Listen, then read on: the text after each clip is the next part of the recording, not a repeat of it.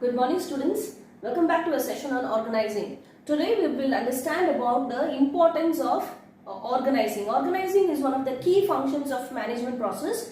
It comes immediately after your planning stage. After planning, the second stage that comes in as a function is your organizing. Now what are we going to understand? The earlier class you have learned about, you understood the case study of Wipro, and you also understood the steps involved in organizing inside a business kind of setup. In a business organization, how organization steps are involved, how many steps are involved, that you understood in the previous class. In today's class, you will be learning and exploring about what are all the benefits. The first benefit of organizing being specialization, benefit of specialization. Now what is specialization? Specialization, you understand the meaning of the word specialization. When you repeatedly perform a task, when you again and again do the same thing on different occasions, again and again on a routine, it becomes a routine. It's a normal thing, right? So when it becomes a routine for you, such a kind of task, you become an expert. You don't need any guidance, you don't need any assistance or help. So when you are able to perform the task on your own, such a kind of task is referred to as specialization. You specialize in it, right? So such kind of specialization is a possibility in organizing. You know why? Because if there is an accountant, see, one person need not be expert in one area alone. See, if you ask me, I can take, if you ask me an example of an in-house inside a business organization, maybe there is a person who is an MCOM graduate. He has done his specialization in commerce field. He comes in and joins as an accountant. Definitely he must be knowing critically business law also. He can be put in legal department also. But the point here is, if you keep on shifting his teams, he will not become a master in one particular task. He will not be achieving his expertise in one area. So thereby what happens, if you are allotted him that you are an accountant, and this is in accounting also, you will only be taking care of trial balance and suspense account. Only these two areas you will focus. So he becomes an expert in that area. But if you give him multitasking, like if you are asking him to do multiple things on different occasions, he doesn't know which work to do properly. He will become a jack of all arts but master of none. When he becomes a master of a particular thing, he is referred to as God's special, he's become a subject matter expert. He'll become an expert in that area. Such an expertise is a possibility in organizing. Because in organizing, what you do, I will systematically allocate the jobs. Jobs are allocated to different people, and the workforce is properly divided. Division of work is one of the steps in organizing. So this reduces the workload. I don't have to think about balance sheet, profit and loss account, trading account, because it is not my headache. My headache is only till trial balance. My task is only till that area. I will take care of that only. I won't poke my nose into the other area because I'm not allowed to. I've been clearly given organizational goals, and roles and responsibilities have been clearly defined. Right? So it enhances the productivity because it will automatically, because specific performance of work is given. You don't do any other task. You don't go to the legal department. You don't coordinate. That is a team leader's headache. He will coordinate. Right? So your area of work is also limited. You have become an expert in that area because you are repeatedly doing the same task. Now the second one is clarity in work relationship. Working relationship clarity is very, very important, students. Very, very important. It avoids a lot of chaos and confusion. Now what is this? In organizing, you establish relationship. In accounts department, there are 10 people. In this 10 people, one is a team lead, one is an assistant team lead, one is a subject matter expert, the other people are team members. You must have known the hierarchy now. Team members are the lowest level, subject matter expert, assistant team lead and team lead. That is the hierarchy I have established. And I also say that in case you want to have doubts in the work related doubts, you ask the subject matter expert. If you want to apply for leave, ask the assistant team lead. Give the application to the assistant team lead. If you have technical issues, your system is not working properly, there is some error in the office, then immediately ask the IT department or the main team lead. You can concern the main fellow. Like that, I have clearly established a relationship. If you have any queries, you can immediately contact the concerned person. But when I don't establish a relationship, you don't know whom to ask. For everything, you will call the CEO. Because he is the ultimate head and you will be disturbing him when he is doing a very important task. Say for example, there was one doubt given by Vanshika. She asked me whether we have to be in uniform during online class or it is okay to be in the casual dress. She knows clearly that I am her class teacher. There is a relationship and she can ask such a question to me. She did not ask the same question to Kanchan ma'am. Right? To Kanchan ma'am, she will not ask it because she is corely handling all the 3000 at a time. She won't be answering this. right? So this is where the establishment of relationship is very, very important. Let it be in a school or let it be inside an office kind of atmosphere. You should know whom you are supposed to report to and from where you have to take orders to. If say for example purchase department fellow comes and asks the auditor or the accounts team person to do the accounts, he'll say, sir, I belong to the accounts team. I will obey my team lead's order. Why will I take orders from you? Let me ask my team lead. If he is accepting only, I can do, sir. Without my team lead's permission, I won't do any task. That's the right way to handle, because establishment of working relationship is already done in organizing stage. The transfer of information is also very important. If I have to give instructions, abhi aap socho, sir, all your sections is 12A, 12B, 12C, everybody is sitting, and then I'm taking a BST class. Does it work? What will the science children understand? What kind of value are we adding to the science children when they are supposed to focus on physics and chemistry? They are actually listening to a business studies class. Doesn't work, children. Same way in an office, when a certain instruction has to be given to the human resource department or to the purchase department, why you are calling all the departments and wasting their time also? Right? So you can avoid all those things by establishing proper working relationships. It removes ambiguity in transfer of information, and the instructions can also be given very adequately. The instruction that is supposed to be given to the stock department will be given to the stock department. The instruction that is supposed to be given to the finance department will be given to the finance department. That is important. Uska instruction is department ko iska instruction. Us department, that confusion and chaos is clearly avoided if you have a proper organizing structure. It also helps to create a hierarchical order. Who is superior and who is the subordinate? Superior-subordinate, establishment of superior-subordinate relationship is also a possibility in only if you have a proper working relationship. I am reporting to Jitendra sir. Why will I report to Govardhan sir? Got it? There is a difference. He is in charge of mathematics and science. Jitendra sir is in charge of commerce. Why will I post a query related to commerce department to Govardhan sir? So that's a wrong superior-subordinate relationship. In an organizing structure, that kind of error is avoided because I clearly established a relationship. This fellow is accounting department team lead. This fellow is finance department team lead. अगर आपके pay में salary में कुछ problem है, you don't ask the accounts department, ask the HR department or the finance department, right? So this is one thing. The second importance of organizing is it enables to establish a clear superior-subordinate relationship, working relationship. It avoids the ambiguity. There can be clarity in transformation of information as well as instruction. Right? The next important thing, optimum utilization of resources. When I say optimum utilization, first thing you should come to your mind is elimination of wastage. You are eliminating any kind of wastage by putting the optimum resources. It leads to when I have an organizational structure, all the materials, men, money, machine, materials, everything has been put in place and kept ready for the workers to come and work. If every day the worker has to come and search where he has to sit, search where he has to go, search which machine he has to work, he's wasting time.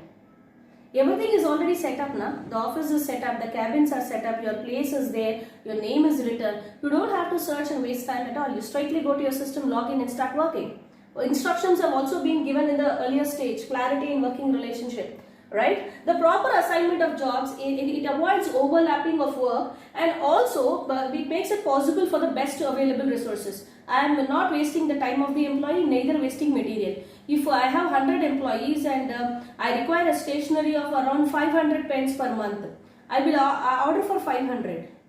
Right? Stationery that is also to be supplied by the office. But when I have 100 employees and I order 5,000, it is a wastage of resources. कल के दिन use होगा, definitely accepted. Where will you stock up all those things? You are wasting one space also where another cabin can be created for it. So whichever is, you have to plan your work, that kind of planning, because I know number of people working, who is working which job, and all the 500 need not use pen, some may be class 4 who are not using a pen at all. So you have to understand that optimum utilization of resources necessarily does not limit its area of functioning only to men alone. Not only men, excessive purchasing of material, excessive purchasing of any kind of raw material, supplies, machineries, equipment is also wastage of money. Right? It will avoid all those things. Next important thing is adaptation to change. When I say adaptation to change, the first thing employees not only as human behavior, everywhere when something new is introduced, when a new rule is framed, first thing is resistance to change. People will say we will not, we don't want, Give us time. We will think about it. Any new thing, any new task, challenging task you give, first thing is resistance to change. I will resist, I will try to stop the change. But sometimes it is inevitable. When you have an organizing structure, it allows a business enterprise, that's a structure will allow, there will be one guy who is willing. If you have only 10 people, it is easy for them to form a team and then say that we will not do the task. But when you have a versatile team, when you have so many departments, one or the other department definitely will come up with a new thing, new innovative methodology of producing. Something new could be adopted very easily when the structure and there is clarity and there is specialization. It provides the needed step. First thing is organizing enables the enterprise to stabilize. उनको मालूम कितने employees हैं, कितना pressure है, कितना production करना है, how much I have to sell to make a profit, how much I have to sell more to give them increment, how much I have to sell more to open another branch, how much loan I should take. Everywhere there is clarity. Such a clarity enables stability inside the organization and employees can be easily convinced for any kind of change that they are going to implement. Suppose they say that you have to work a little overload.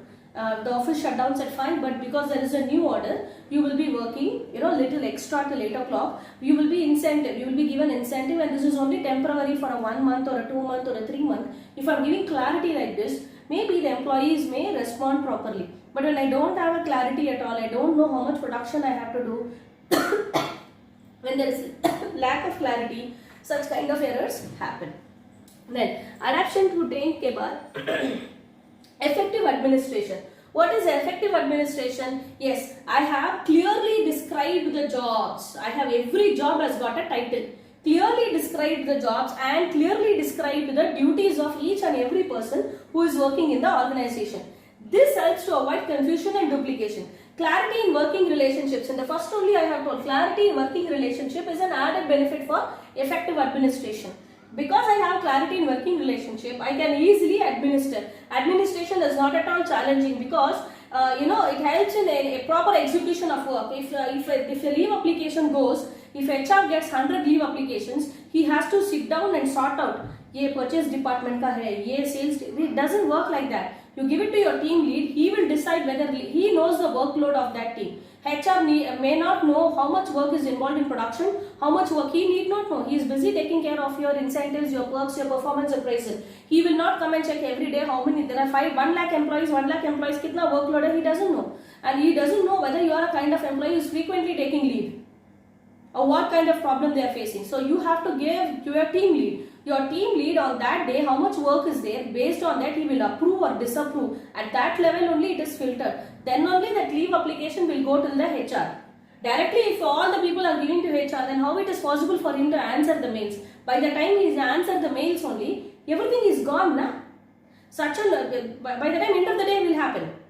Right? So such a kind of power is given to the team lead. So that enables, this is only an example of leave application. It is very simple. That's why I am explaining that in that way, because leave means you people will understand very easily. So that is one of the effective administration techniques. Establishment of working relationships enables proper and effective administration because there is clarity of instructions given. There is clarity in the transformation of information as well. Right? Now coming to the next one, development of personnel. In development of personnel, see organizing what it says, because there are so many departments. अगर departmentalization ही नहीं है, the person who is an accountant is also the stockist, is also the, I am not having that too much, I am only manufacturing in a small scale. So there are not many departments, only one person. You are utilizing his brain completely for the 8 hours. His training out, he will lack creativity. But and there is no scope now, or भी promotion का उसका scope नहीं है, because until the next person in the higher level, only one structure is there, means it is very difficult. When there are so many departments, there is wider scope, there is chance for promotion. Right? You know what, many people when they apply for jobs, they see that in this particular office, whether promotion is based on seniority or based on credibility or based on talent. They see that. If it is based on talent, many youngsters join. If you take an example of companies like Deloitte, FactSet and all, FactSet basically believes in seniority. Who joined earlier, he will be given a chance first because he has more experience in the company. But however, in Deloitte, it is ulta. If you are a new joinee also, and Google also the other way it is. In Google, they prefer that Sundar Pichai grew from an ordinary associate to CEO because of the talent. If you are talented, you will be promoted. When there is no scope for promotion, when there is no scope for increment, there is lack of creativity. And ये promotion कैसे होगा जब ज़्यादा job opportunities है, जब ज़्यादा divisions हैं, ज़्यादा departments हैं. There is only one team. The highest post is the team leader. Only one fellow is there. Until he goes, there is no scope. Na? If there are 100 teams inside your organization, there are 3 lakh people. There is scope that you head one team. There is scope for promotion. So that the wide angle becomes very, very important. See, it allows the managers when I delegate. Another important thing is one person is not doing all the work. When you talk about organizing, you have delegated your work. You have departmentalized, division of work, one of the important steps in organizing. When I divided the work, one fellow is doing journal, another fellow is doing ledger, another fellow is doing trial balance, the other fellow is doing the suspense account, one more is doing the trading. So everyone is, so here what happens, the manager is a little bit relieved. Otherwise what happens, the manager has to do everything. I have divided my work. I am only going to supervise it. So that is where it becomes very, very important. That is development of personnel. Then coming to expansion and growth. When we talk about expansion and growth, we are critically mentioning about the growth prospects. That is, I am capable of including more jobs into my organization. If I have to include more people, like the case study of Wipro, I need to have that much of physical area, उतना जगह रहना उन लोगों को accommodate करने, and at the same time, I should have that many departments. I already have departments, yeah. I'm just adding numbers to it, I'm just expanding to it. Expansion and growth is a possibility when there is clarity in the structure of the organization. I should have a clarity whether it is a divisional structure or it is a functional structure. And accordingly, I'll be able to. If you take the example of Hindustan Unilever, you name a product, they are in that. Right, all the products that you see in the television, the Lux, the Dove, the Lifebuoy, the Hamam, the Rexona, the Moti, the Lakme, the Tresemme, the Sunsilk, so many products. 350 varieties. Every ad that appears in every 5 minutes of the commercial is actually backed by Hindustan Unilever. They have so many departments. They follow a functional structure. How they are able to add on, going on, adding on products. They actually acquired Lakme and added into their products. Lakme was a different company. It was acquired by Hindustan Unilever. They keep on acquiring, they keep on adding, they keep on expanding. How they are able to expand? Because they have clarity in the organization structure. They know how many people they can accommodate. They know how much of production will increase. They know whether the employees are capable enough to handle one more new responsibility. So all this is done. So growth and expansion is also a possibility when you have a clarified organization structure. Clear? I hope I have made you understand about the benefits. The benefits are very simple. One more time I repeat, you will be able to specialize. There is clarity in working relationships. There is optimum utilization of resources. That means eliminating wastages, adaptation to change, resistance to change can be avoided because there are many people who will help you out. If there are only 3 and they have to do all the work and you are giving them new work, it is a challenge, right? Effective administration, clarity in giving instruction and in getting good things done. Development of personnel, creativity of each and every individual is very much appreciated. There is scope for promotion, there is scope for more motivation to do the work. And then expansion of growth, adding up of more job opportunity, more employees, more product lines, diversification of products. All this is a possibility if you have a proper structure, that is organizing, right? Thank you and have a fantastic day.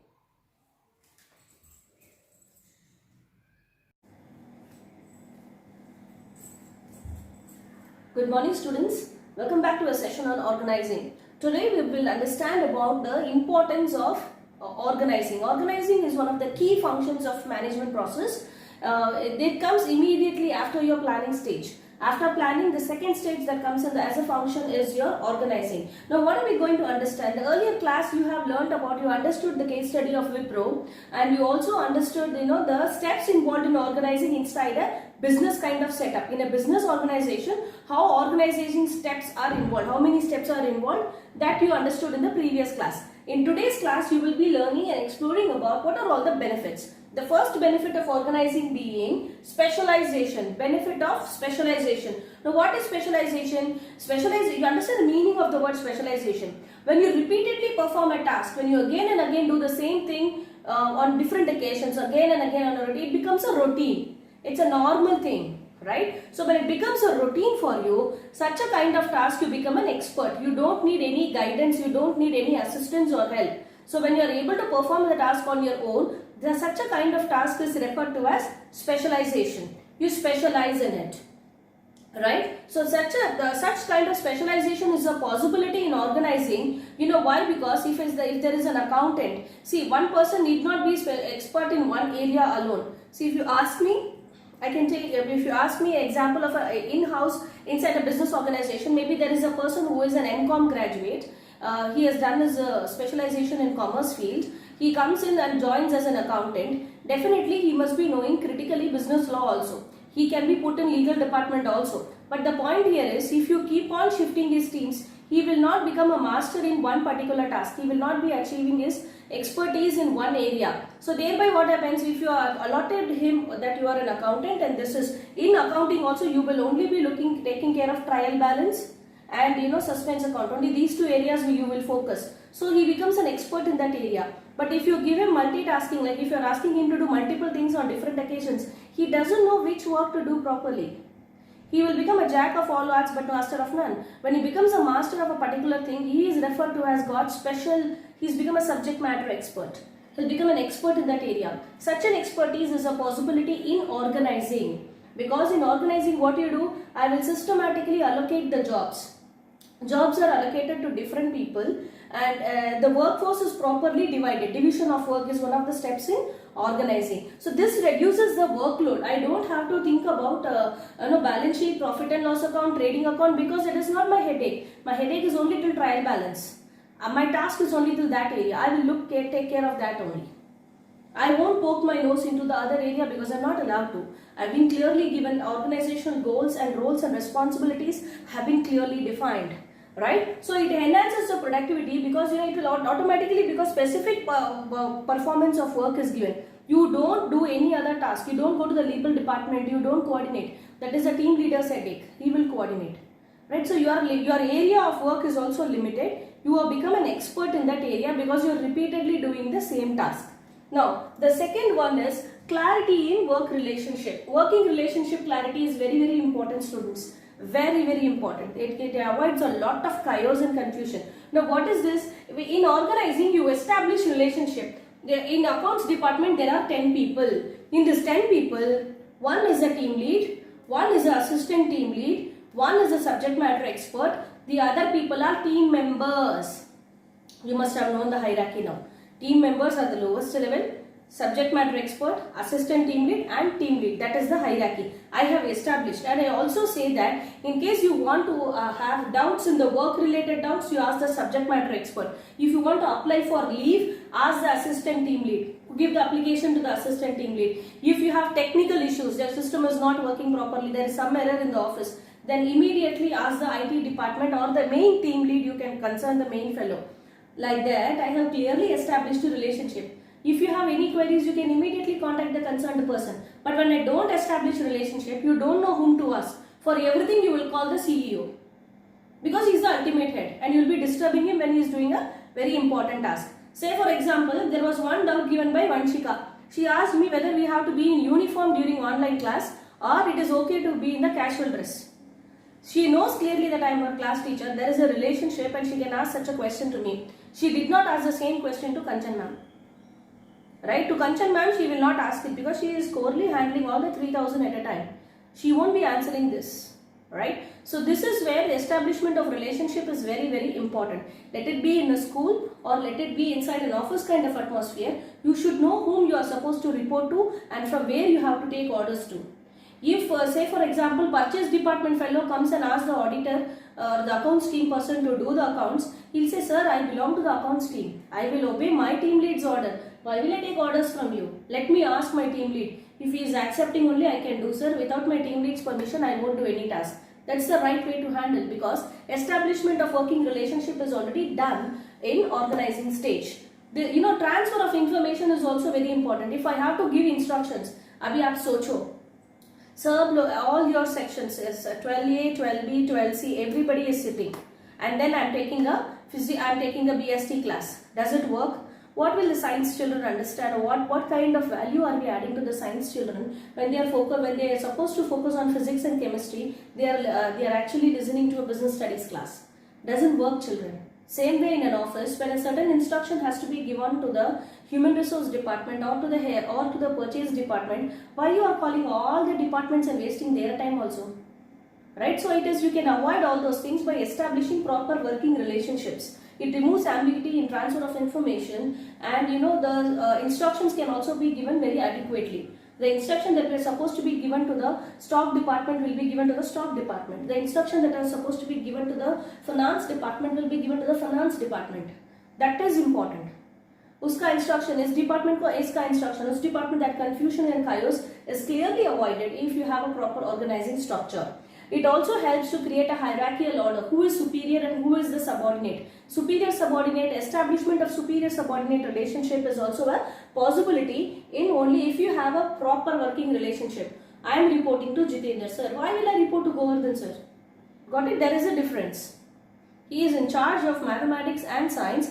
Jitendra sir is in charge of commerce. Why will I post a query related to commerce department to Govardhan sir? So that's a wrong superior-subordinate relationship. I have, when in an organizing structure, that kind of error is avoided because I clearly established the relationship. This fellow is accounting department team lead. This fellow is finance department team lead. अगर आपके pay में, salary में कुछ problem है, you don't ask the accounts department, ask the HR department or the finance department, right? So this is one thing. The second importance of organizing is it enables to establish a clear superior-subordinate relationship, working relationship. It avoids the ambiguity. There can be clarity in transformation of information as well as instruction, right? The next important thing, optimum utilization of resources. When I say optimum utilization, first thing you should come to your mind is elimination of wastage.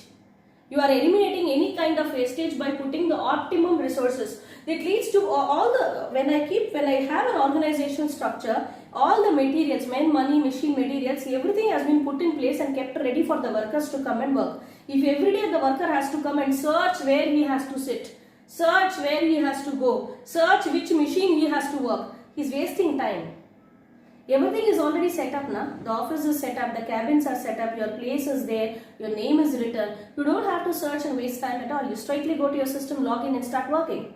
Instructions have also been given in the earlier stage, clarity in working relationship. Right? The proper assignment of jobs, it avoids overlapping of work, and also it makes it possible for the best available resources. I am not wasting the time of the employee, neither wasting material. If I have 100 employees and I require a stationery of around 500 pens per month, I will order for 500.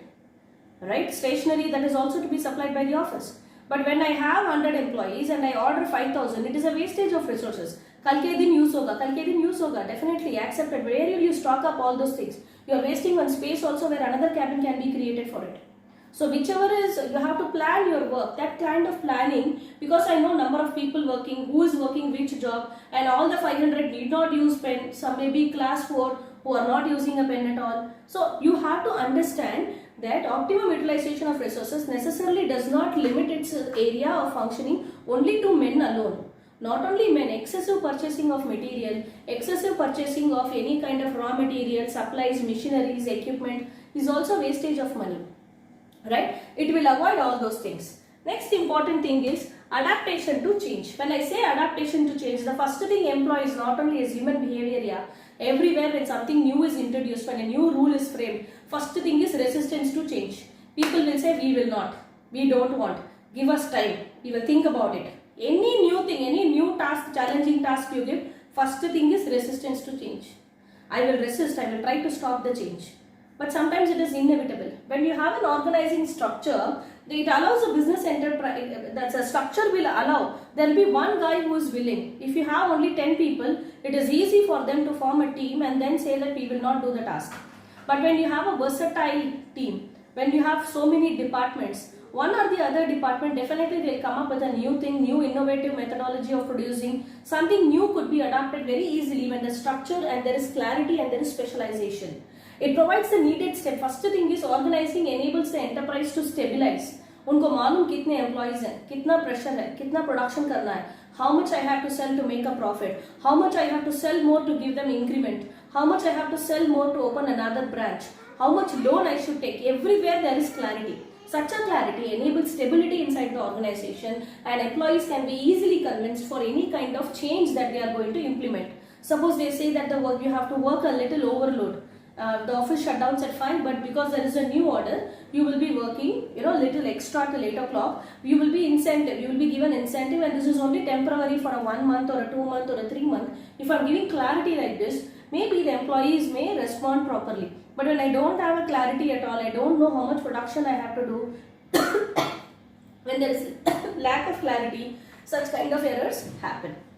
Then adaptation to change के बाद effective administration.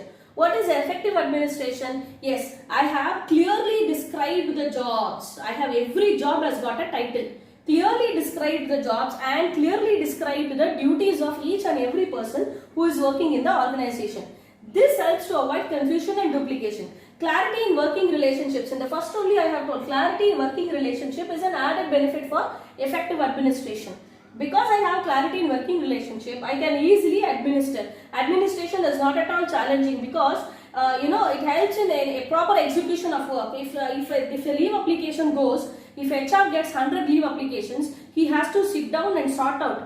ये purchase department का है, ये sales. It doesn't work like that. You give it to your team lead. He will decide whether he knows the workload of that team. HR may not know how much work is involved in production, how much work he need not know. He is busy taking care of your incentives, your perks, your performance appraisal. He will not come and check every day how many, there are 1 lakh employees, kitna workload hai, he doesn't know. And he doesn't know whether you are a kind of employee who is frequently taking leave or what kind of problem they are facing. So you have to give to your team lead. Your team lead on that day, how much work is there, based on that he will approve or disapprove. At that level only it is filtered. Then only that leave application will go to the HR. Directly if all the people are giving to HR, then how it is possible for him to answer the mails? By the time he has answered the mails only, everything is gone na? By the time end of the day will happen. Right? So such a kind of power is given to the team lead. So that enables, this is only an example of leave application. It is very simple. That's why I am explaining that in that way, because leave means you people will understand very easily. So that is one of the effective administration techniques. Establishment of working relationships enables proper and effective administration because there is clarity of instructions given. There is clarity in the transformation of information as well. Right? Now coming to the next one, development of personnel. In development of personnel, see organizing what it says, because there are so many departments. Agar departmentalization hi nahi hai. The person who is an accountant is also the stockist, is also the, I am not having that too much, I am only manufacturing in a small scale. So there are not many departments, only one person. You are utilizing his brain completely for the 8 hours, his training out, he will lack creativity. But and there is no scope now, or bhi promotion ka uska scope nahi hai, because until the next person in the higher level, only one structure is there, means it is very difficult. When there are so many departments, there is wider scope, there is chance for promotion. Right? You know what, many people when they apply for jobs, they see that in this particular office, whether promotion is based on seniority or based on credibility or based on talent. They see that. If it is based on talent, many youngsters join. If you take an example of companies like Deloitte, FactSet and all, FactSet basically believes in seniority. Who joined earlier, he will be given a chance first because he has more experience in the company. But however, in Deloitte, it is ulta. If you are a new joinee also, and Google also the other way it is. In Google, they prefer that Sundar Pichai grew from an ordinary associate to CEO because of the talent. If you are talented, you will be promoted. When there is no scope for promotion, when there is no scope for increment, there is lack of creativity. And ये promotion कैसे होगा जब ज़्यादा job opportunities है, जब ज़्यादा divisions हैं, ज़्यादा departments हैं. There is only one team. The highest post is the team leader. Only one fellow is there. Until he goes, there is no scope na. If there are 100 teams inside your organization, there are 3 lakh people. There is scope that you head one team. There is scope for promotion. So that the wide angle becomes very, very important. See, it allows the managers when I delegate. Another important thing is one person is not doing all the work. When you talk about organizing, you have delegated your work. You have departmentalized, division of work, one of the important steps in organizing. When I divided the work, one fellow is doing journal, another fellow is doing ledger, another fellow is doing trial balance, the other fellow is doing the suspense account, one more is doing the trading. So everyone is, so here what happens, the manager is a little bit relieved. Otherwise what happens, the manager has to do everything. I have divided my work.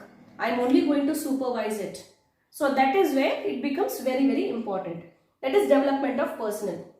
Then coming to expansion and growth. When we talk about expansion and growth, we are critically mentioning about the growth prospects. That is, I am capable of including more jobs into my organization. If I have to include more people, like the case study of Wipro, I need to have that much of physical area, उतना जगह रहना उन लोगों को accommodate करने, and at the same time I should have that many departments. I already have departments, yeah. I'm just adding numbers to it, I'm just expanding to it. Expansion and growth is a possibility when there is clarity in the structure of the organization. I should have a clarity whether it is a divisional structure or it is a functional structure, and accordingly I'll be able to. If you take the example of Hindustan Unilever, you name a product, they are in that. Right, all the products that you see in the television, the Lux, the Dove, the Lifebuoy, the Hamam, the Rexona, the Moti, the Lakme, the Tresemme, the Sunsilk, so many products. 350 varieties. Every ad that appears in every 5 minutes of the commercial is actually backed by Hindustan Unilever. They have so many departments. They follow a functional structure. How they are able to add on, going on, adding on products? They actually acquired Lakme and added into their products. Lakme was a different company that was acquired by Hindustan Unilever. They keep on acquiring, they keep on adding, they keep on expanding. How they are able to expand? Because they have clarity in the organization structure. They know how many people they can accommodate. They know how much of production will increase. They know whether the employees are capable enough to handle one more new responsibility. So all this is done. So growth and expansion is also a possibility when you have a clarified organization structure. Clear?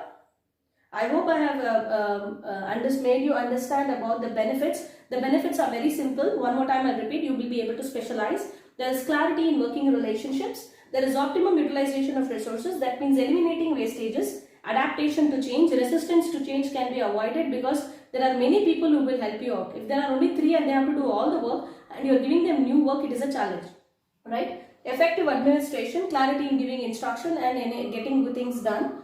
Development of personnel, creativity of each and every individual is very much appreciated. There is scope for promotion, there is scope for more motivation to do the work. And then expansion of growth, adding up of more job opportunity, more employees, more product lines, diversification of products. All this is a possibility if you have a proper structure, that is organizing, right?